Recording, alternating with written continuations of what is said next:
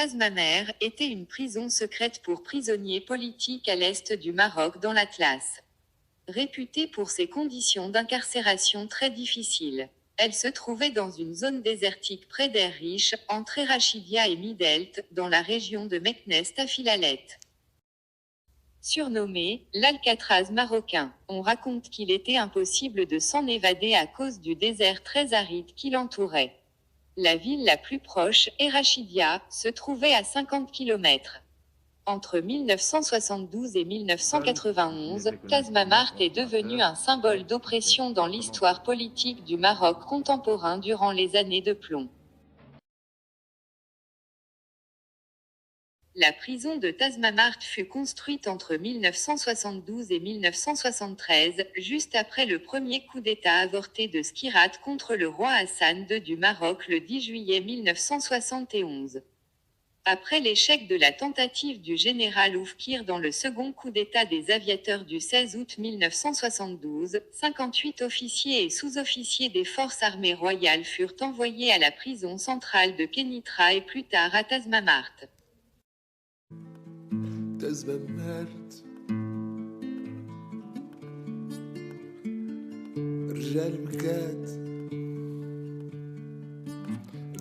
Durant les années 1980, des allégations surgirent sur l'existence d'une prison appelée Tazmamart.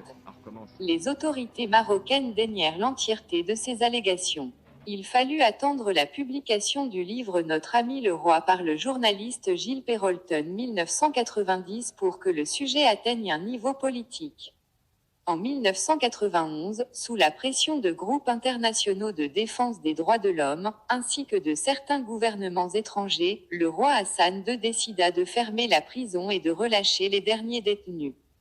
Certains s'enfuirent à l'étranger, d'autres restèrent au Maroc, mais furent dissuadés d'aborder publiquement leurs expériences à Tazmamart.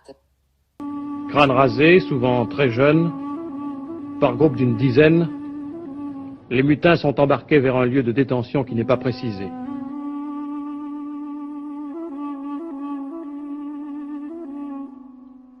Nul ne sait si les pilotes ont agi. Selon d'anciens détenus et associations de droits de l'homme, les conditions de détention à Tazmamart étaient extrêmement dures.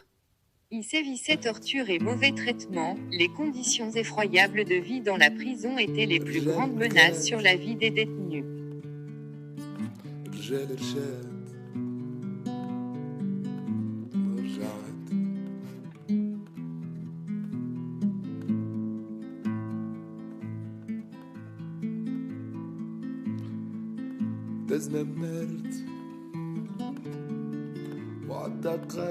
Les prisonniers étaient enfermés 24 heures sur 24 dans des cellules étroites, sans lumière, avec peu de protection contre la chaleur ou le froid.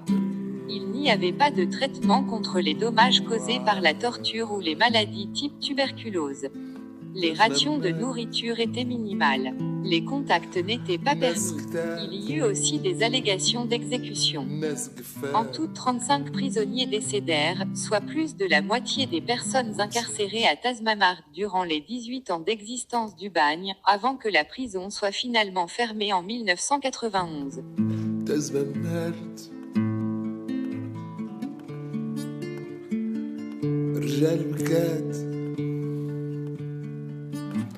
رجال الشام